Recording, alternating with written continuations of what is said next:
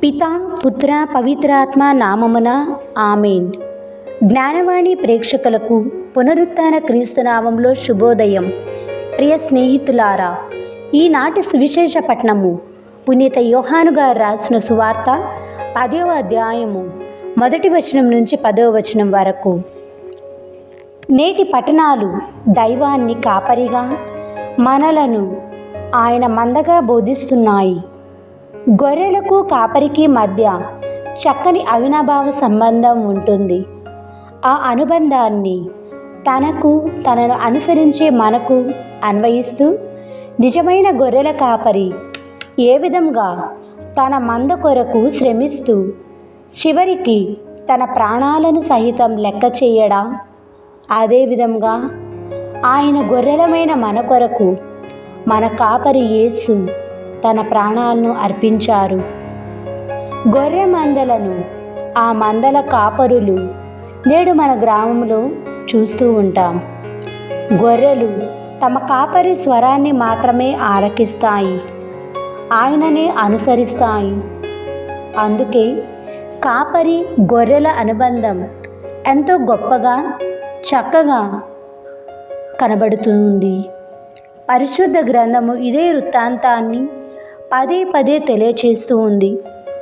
దైవమే నిజమైన కాపరిగా, మనము అంతా ఆయన మందగా పవిత్ర గ్రంథం నొక్కి ఒక్కానిస్తుంది. దైవం తన ప్రతినిధులుగా తన మందను నడిపించే నిజమైన కాపరులుగా పలువురు న్యాయాధిపతులను, నాయకులను, రాజులను, ప్రవక్తలను నియమిస్తే అందులో పలువురు ఆయన మంద రక్షకులుగా నిలువక భక్షకులుగా మారి దైవ ప్రజలను పెడమార్గాన నడిపారు.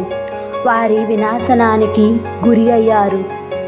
అందుకే ఇక తానే తన ప్రజలను పచ్చిక బయళ్లకు నడపాలని యేసు నిజమైన కాపరిగా తన మందను కాపాడాలని నిశ్చయించి మానవ రూపంలో మన మధ్య పుట్టారు.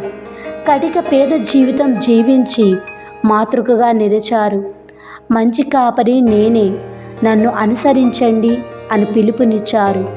నేను జీవమునిచ్చుటకు, సమృద్ధిగా ఇచ్చుటకు వచ్చి ఉన్నాను అని పలికారు యేసు. తాను ఈ లోకం వీడుతూ అపోస్తులను తన మంద కాపర్లుగా నియమించారు.